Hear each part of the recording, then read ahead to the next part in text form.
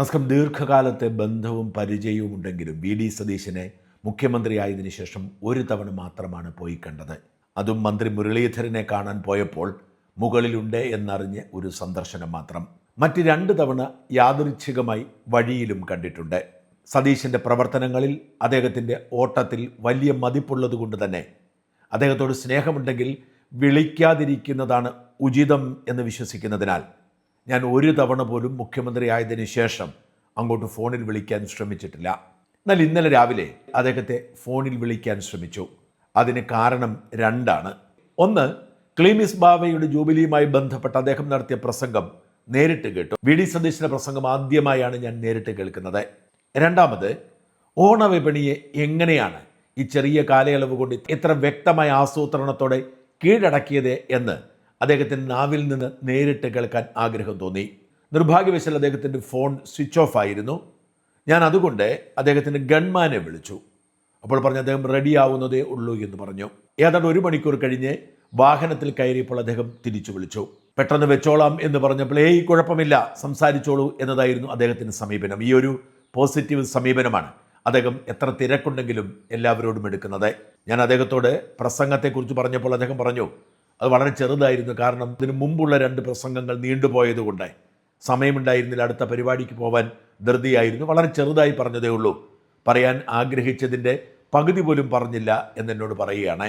അതിനുശേഷം ഞാൻ അദ്ദേഹത്തോട് ചോദിച്ചു, ഈ ഓണവിപണിയെ എങ്ങനെയാണ് കൈകാര്യം ചെയ്തത്? എന്നോട് വി.ഡി. സതീശൻ പറഞ്ഞു, ഞാൻ മുഖ്യമന്ത്രി ആവുന്നതിന് മുൻപ്, അതായത് തെരഞ്ഞെടുപ്പ് കഴിഞ്ഞ ഉടൻ തന്നെ ഇത് സംബന്ധിച്ച അന്വേഷണം ആരംഭിച്ചിരുന്നു. എന്തായിരുന്നു കഴിഞ്ഞ വർഷങ്ങളിൽ ഓണവിപണിക്ക് സംഭവിച്ചത്? എന്താണ് സാധാരണ മനുഷ്യർ ഓണം ആഘോഷിക്കാൻ വേണ്ടി ആഗ്രഹിക്കുന്നത്? അതേക്കുറിച്ച് അറിയാവുന്നവരോട്, തൊഴിലാളികളോട്, സ്ഥാപനം നടത്തിപ്പുകാരോട്, സപ്ലൈകൈ ഉദ്യോഗസ്ഥരോട്, ഭക്ഷ്യമന്ത്രിമാരായിരുന്നവരോടൊക്കെ അദ്ദേഹം സംസാരിച്ച് ഇക്കുറി അത് ആവർത്തിക്കാതിരിക്കാൻ ഒരു പദ്ധതിക്ക് രൂപം കൊടുത്തു. മുഖ്യമന്ത്രി ആയില്ലെങ്കിൽ പോലും നഷ്ടമൊന്നുമില്ലല്ലോ, ഒരു കാര്യം കൂടുതലായി മനസ്സിലാക്കുന്നത് കൊണ്ട്. എന്നിട്ട് അദ്ദേഹം പറഞ്ഞു, മന്ത്രിസഭാ രൂപീകരണം നടന്ന ഉടൻ തന്നെ ഭക്ഷ്യമന്ത്രി അനൂപ് ജേക്കബിനെ വിളിച്ച് തൻ്റെ ഐഡിയകൾ പറഞ്ഞു കൊടുത്തു. എന്തൊക്കെ പ്രശ്നങ്ങളുണ്ട് എന്ന് കണ്ടെത്തി ചെയ്യണം, അതിനുവേണ്ട തുക എത്രയാണെന്ന് അറിയിക്കണമെന്ന് പറഞ്ഞു. അനൂപ് 232 കോടിയുടെ പ്രോജക്റ്റ് കൊടുത്തു. 232 കോടിയും അനുവദിച്ചു. മാത്രമല്ല മുഖ്യമന്ത്രി നേരിട്ട് തന്നെ ഭക്ഷ്യ സിവിൽ സപ്ലൈസ് മന്ത്രിക്കൊപ്പം വിപണിയെ നിരീക്ഷിച്ചു കൊണ്ടിരുന്നു. ഏറ്റവും സുപ്രധാനമായ കാര്യം, സബ്സിഡിയിൽ വിതരണം ചെയ്യുന്ന 13 അവശ്യ വസ്തുക്കളുണ്ട്. അവയ്ക്ക് ദൗർലഭ്യമുണ്ടാവാൻ പാടില്ല. എന്ന് വെച്ചാൽ സബ്സിഡി അർഹതപ്പെട്ടവർ അത് വാങ്ങാൻ വരുമ്പോൾ അതില്ലാതെ പോവരുത്. അതിന് ആദ്യം നടപടിയെടുക്കുന്നു. സ്വാഭാവികമായും സബ്സിഡി ഇനങ്ങൾ ലഭിക്കുന്നതോടെ മറ്റുൽപ്പന്നങ്ങളും ആളുകൾ വാങ്ങും. അങ്ങനെ സപ്ലൈകോ സ്റ്റോറുകൾ വഴി, മാവേലി സ്റ്റോറുകൾ വഴി പൊതുവിപണിയെ സജീവമാക്കി എല്ലാ സാധനങ്ങളും എത്തിച്ചു. ഇന്നിപ്പോൾ ഓണത്തിന് 2 ദിവസം കൂടി ബാക്കിയാവുമ്പോൾ 300 കോടി കവിഞ്ഞിരിക്കുകയാണ് ഓണവിപണിയുടെ അളവ്. അതിൽ 1/3 സാധനങ്ങൾ സബ്സിഡി വിൽപ്പനയാണെങ്കിൽ 2/3 ഒറിജിനൽ വില കൊടുത്ത് ജനങ്ങൾ വാങ്ങുന്നതാണ്. ഓണം ആഘോഷിക്കാൻ മനുഷ്യന് ആവശ്യമായ 13 വസ്തുക്കൾക്കും 40% വരെ വിലക്കുറവുണ്ട്. പല സാധനങ്ങൾക്കും കഴിഞ്ഞ വർഷത്തേക്കാൾ വിലക്കുറവാണ്. കേവലം സപ്ലൈകോയിൽ മാത്രം ഒതുങ്ങി നിന്നില്ല സതീശൻ്റെയും ഭക്ഷ്യമന്ത്രിയുടെയും ഇടപെടൽ. മാർക്കറ്റ് സജീവമാവാനുള്ള എല്ലാ സൗകര്യങ്ങളും ചെയ്തു കൊടുത്തു. മുഖ്യമന്ത്രി എന്നോട് പറഞ്ഞത്, ഓണവിപണി സജീവമാകണമെങ്കിൽ മനുഷ്യരുടെ കയ്യിൽ പണം വേണം. അതുകൊണ്ട് സകല കുടിശ്ശികകളും KSRTC-കാരുടെ ആണെങ്കിലും, എന്തിനേറെ പ്രവാസി പെൻഷനാണെങ്കിലും, ക്ഷേമ പെൻഷനാണെങ്കിലും സകല കുടിശ്ശികകളും തീർത്തു. ആളുകൾക്ക് ആവശ്യത്തിന് കയ്യിൽ പണം എത്തിക്കുന്ന സാഹചര്യമുണ്ടായി. ഇതോടുകൂടി ഓണവിപണി സജീവമായി. കനത്ത മഴ പെയ്യുമ്പോഴും ആളുകൾ തെരുവിലേക്ക് സാധനങ്ങൾ വാങ്ങാൻ ഇറങ്ങുന്നു. ഹോട്ടലുകളും തുണിക്കടകളും സ്വർണ്ണക്കടകളും പൂക്കടകളും ഒക്കെ നിറഞ്ഞു കവിയുകയാണ്. സാധാരണ ഉത്രാടപ്പാച്ചിലാണ് മനുഷ്യർ തിരക്കോടെ തെരുവിലിറങ്ങുന്നതെങ്കിൽ ഇക്കുറി അതിന് മുമ്പത്തെ ഞായറാഴ്ച, അതായത് ഇന്നലെ, ഒരു മനുഷ്യനും നടക്കാൻ കഴിയാത്ത തിരക്കായിരുന്നു. വഴി നീളെ മനുഷ്യരെത്തിക്കഴിഞ്ഞിരിക്കുന്നു. ഇന്നലെയും ഇന്നും കേരളത്തിലെ കാഴ്ച സകലരും എന്തെങ്കിലും വാങ്ങാൻ വിപണിയിലേക്ക് ഇറങ്ങി എന്നതാണ്. വിൽപ്പന വർദ്ധിപ്പിച്ച് നികുതി വരുമാനം കൂട്ടുക, അതിനുവേണ്ടി വിപണിയെ സജീവമാക്കുക എന്നതായിരുന്നു സർക്കാരിൻ്റെ നയം. ആ നയം വിജയം കണ്ടു. ഒരുപക്ഷെ കേരള ചരിത്രത്തിലെ ഏറ്റവും ആവേശോജ്വലമായ ഓണവിപണിയായി ഈ വർഷം മാറിയെന്ന് വരാം. സകല ജനങ്ങളും ഹാപ്പിയാണ്. സാധാരണ മനുഷ്യർ ആവേശത്തോടുകൂടി അവർക്ക് കടയിൽ ചെന്നാൽ സാധനങ്ങൾ ആവശ്യത്തിന് കിട്ടും. അതും തലവെട്ടുന്ന വിലയില്ല. പണമുള്ളവർ, അതായത് സപ്ലൈകോ സെൻറ്ററിലേക്കൊന്നും പോവാത്ത മനുഷ്യർ, അവരും ഹാപ്പിയാണ്. വിപണിയിൽ ആവശ്യത്തിന് ഉൽപ്പന്നങ്ങളുണ്ട്. എല്ലാവരും സന്തോഷത്തോടുകൂടി ഓണം ആഘോഷിക്കാൻ പോകുന്നു. മന്ത്രി CP ജോണിന്റെ പ്രസ്താവന ഇതോടൊപ്പം വായിക്കേണ്ടതുണ്ട്. 33.92 കോടി രൂപ KSRTC ജീവനക്കാർക്കും പെൻഷൻകാർക്കും ഓണമാനുകൂല്യമായി കൊടുക്കുമെന്ന് പറഞ്ഞു. വർഷങ്ങൾക്ക് ശേഷമാണ് ആദ്യമായി പെൻഷൻകാർക്ക് ഓണം അലവൻസും ജീവനക്കാർക്ക് സാലറിയും കൊടുക്കുന്നത്. സ്ഥിര ജീവനക്കാർ 10,000 രൂപ, സാലറി അഡ്വാൻസ് 3,000 രൂപ ഉത്സവത്തിൽ നൽകും. അർഹരായവർക്ക് ബോണസ് ലഭിക്കും. 42,549 പെൻഷൻകാർക്കും 1,250 രൂപ വീതം ഉത്സവത്തിൽ നൽകും. 2019 ശേഷം ആദ്യമായിട്ടാണ് നൽകുന്നത്. താൽക്കാലിക ജീവനക്കാർക്ക് 1,000 രൂപ അലവൻസ് ലഭിക്കും.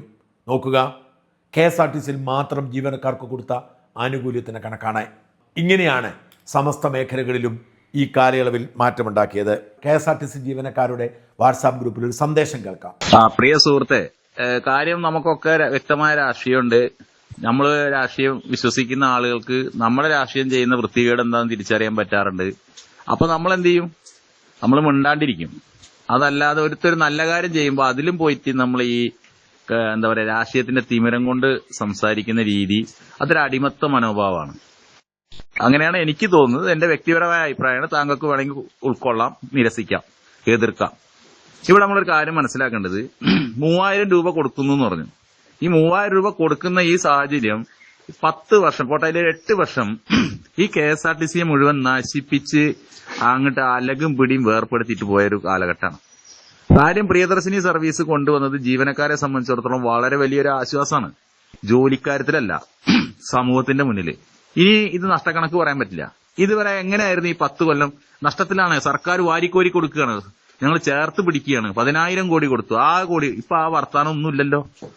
അതുകൊണ്ട് തന്നെ ഇത് വന്ന സമയത്ത് നമ്മൾ അതിനെ സ്വാഗതം ചെയ്തു. കാരണം അതിന്റെ വ്യാപകമായ ഫലം ഇതൊക്കെ ആയിരിക്കും. അവർ തിരക്ക് കൂടുന്നുണ്ട്. പുതിയ വണ്ടിയില്ല എന്ന് പറഞ്ഞാൽ ഒറ്റ ദിവസം കൊണ്ട് വണ്ടി ഉണ്ടാക്കാൻ കഴിയില്ല. കല്യാണം കഴിഞ്ഞാൽ പിറ്റേ ദിവസം തന്നെ ഭാര്യ പ്രസവിക്കില്ലല്ലോ എന്ന് പറഞ്ഞ മാതിരി ഭരണം കിട്ടിയ ഉടനെ പിറ്റേ ദിവസം തന്നെ ഇവർക്ക് വണ്ടി ഇറക്കാൻ പറ്റുമോ?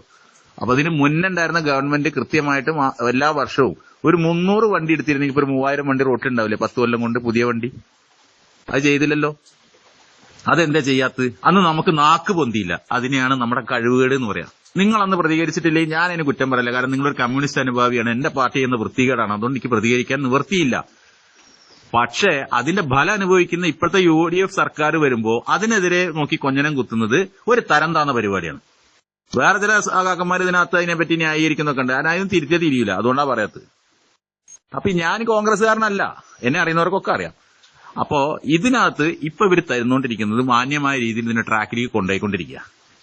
പൊതുജനങ്ങളുടെ കാഴ്ചപ്പാടിൽ ഇത് മൊത്തം നശിപ്പിച്ചിരിക്കുക എന്നാണ് നിങ്ങളൊക്കെ പറഞ്ഞു വരുത്താൻ നോക്കും. പ്രിയദർശിനി കൊണ്ടുവന്ന് ഇതിനെ മുന്നോട്ട് നയിക്കാനാണ്. ഇനി KSRTC പിൻവലിക്കാൻ പറ്റില്ല. ഇത് നിലനിർത്തേണ്ടി വരും. അതല്ലെങ്കിൽ KSRTC സ്വിഫ്റ്റിലൊക്കെ ലയിപ്പിച്ച് അടച്ചു പൂട്ടിയിരുന്നെങ്കിൽ ആ നഷ്ടത്തിലുള്ള സാധനമല്ലേ അടച്ചു പൂട്ടി. ഇതിപ്പോ അത് പറയാൻ പറ്റില്ല. ഇനി KSRTC നിലനിന്നേ പറ്റൂ.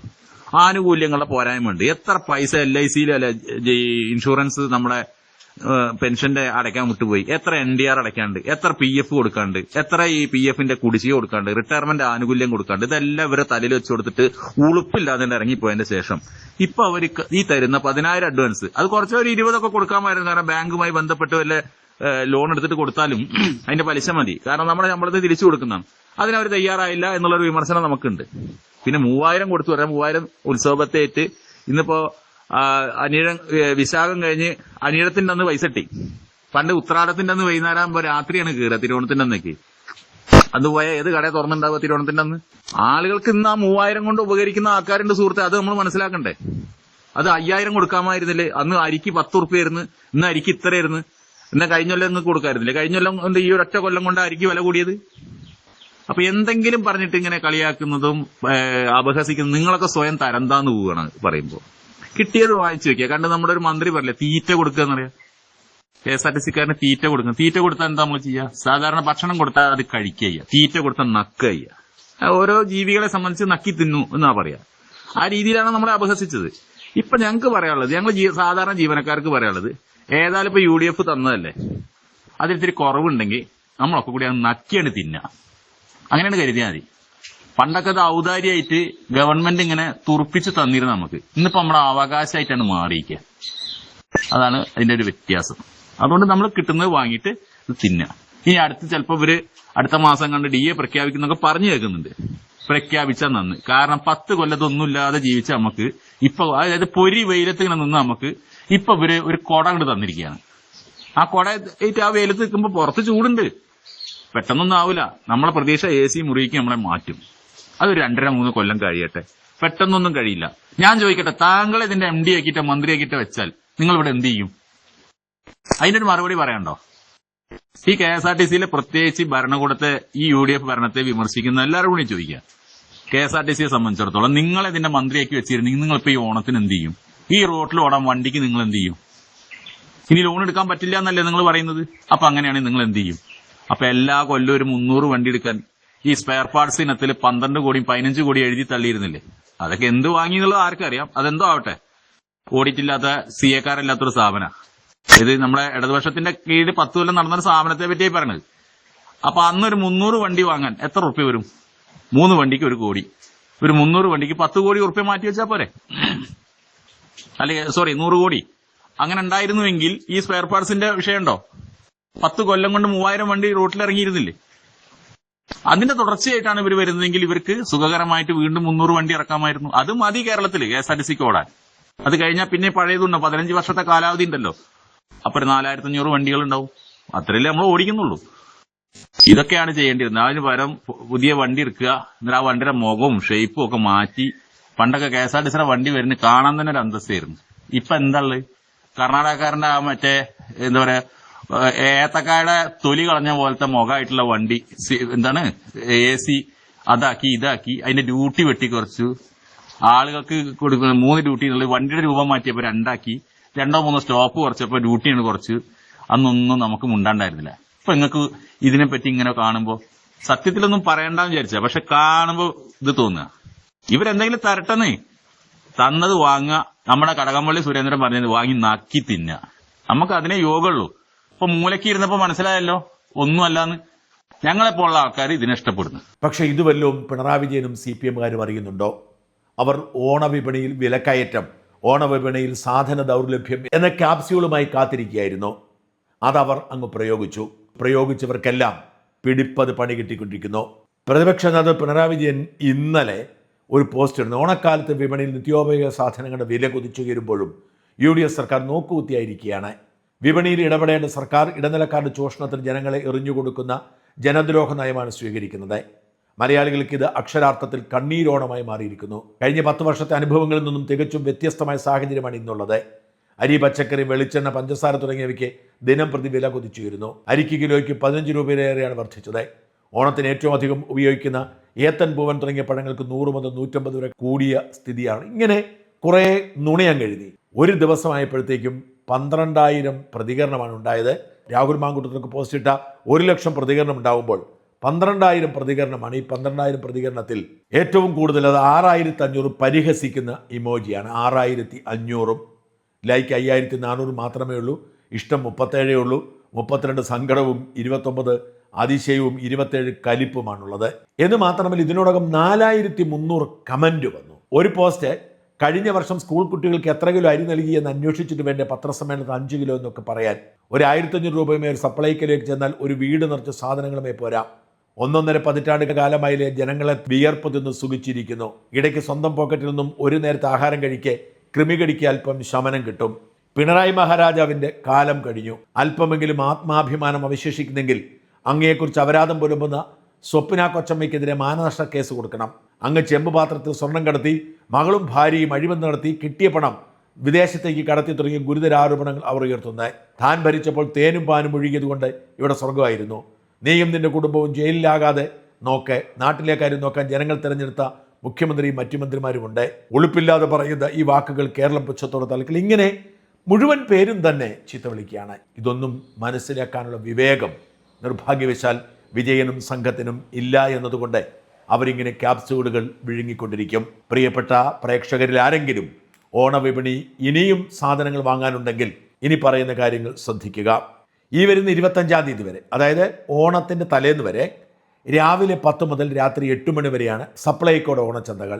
പച്ചക്കറി, പലവ്യഞ്ജനം എന്നിവ പൊതുവിപണിയേക്കാൾ 40% വരെ വിലക്കുറവിൽ ലഭിക്കും. സബ്സിഡി ഉൽപ്പന്നങ്ങൾ ലഭിക്കാൻ റേഷൻ കാർഡ് കൊണ്ടുപോകണം. ഇനി കുടുംബശ്രീ ചന്തകൾ 25 രാവിലെ 10 മുതൽ വൈകിട്ട് 6 വരെയാണ് കുടുംബശ്രീ ചന്തകൾ. എല്ലാ പഞ്ചായത്തിലും 2 എണ്ണം. ആദ്യത്തേത് പഞ്ചായത്ത് ഓഫീസിനോട് ചേർന്ന്, രണ്ടാമത്തേത് പ്രദേശത്തെ പ്രധാന ടൗണിൽ. കുടുംബശ്രീ, പച്ചക്കറി ഉൽപാദക സംഘങ്ങൾ, പ്രാദേശിക കർഷകർ, ഹോർട്ടികോർപ്പ് എന്നിവർ ഉത്പാദിപ്പിച്ച പച്ചക്കറികൾ പ്രധാന ആകർഷണം. കൃഷി വകുപ്പ് ഓണച്ചന്ത 25 തീയതി വരെയാണ്. അതും രാവിലെ 8:30 മുതൽ വൈകിട്ട് 7 വരെ. കൃഷിഭവനുകളോട് ചേർന്നോ കൃഷിഭവൻ തൊട്ടടുത്തോ പ്രധാന ടൗണിലോ ചന്തകൾ. വിൽപ്പന വിലയിൽ 30% വരെ വിലക്കഴിവ്. പൊതുവിപണിയിൽ ഡിമാൻഡ് കൂടി നിൽക്കുന്ന ഏത്തക്കൊലയും വിൽപ്പനയ്ക്കുണ്ട്.